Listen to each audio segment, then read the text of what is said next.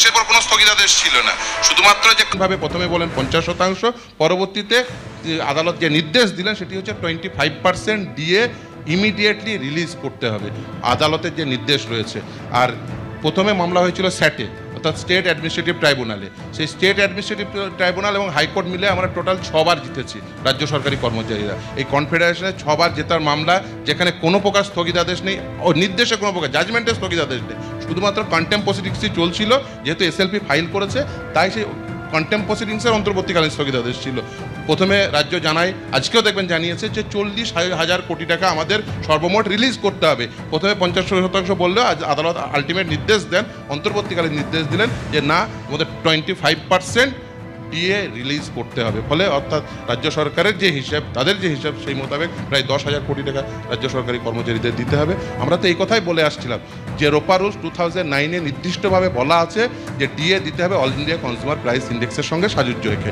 এবার এই all India consumer price index, সেটি লেবার ব্যুরো, সিমলার লেবার ব্যুরো প্রতি মাসেই দেখবেন রিলিজ করে। ফলে এই all India consumer price index এই মূল্যবৃদ্ধির সূচকের সঙ্গে সাযুজ্য রেখে যে দিয়ে দিতে হবে। এবং আজকের অন্তর্বর্তীকালীন নির্দেশের ফলে অন্ততপক্ষে এটুকু বোঝা গেল যে আমাদের যে কন্টেনশন ছিল সেটা রাইট ছিল, এবং DA all India consumer price ইন্ডেক্সের সঙ্গে সাযুজ্য রেখেই দিতে হবে 1982-কে বেস ইয়ার ধরে। সে কথাই রোপারুস 2009 দেখছেন, কিন্তু তার ব্যাকগ্রাউন্ডটা দেখছেন না। তার ব্যাকগ্রাউন্ড হচ্ছে 5th পে কমিশন। সেই 5th পে কমিশনের রেকমেন্ডেশনে দ্ব্যর্থহীনভাবে ভাষায় লেখা আছে যে 2 বার দিতে হবে।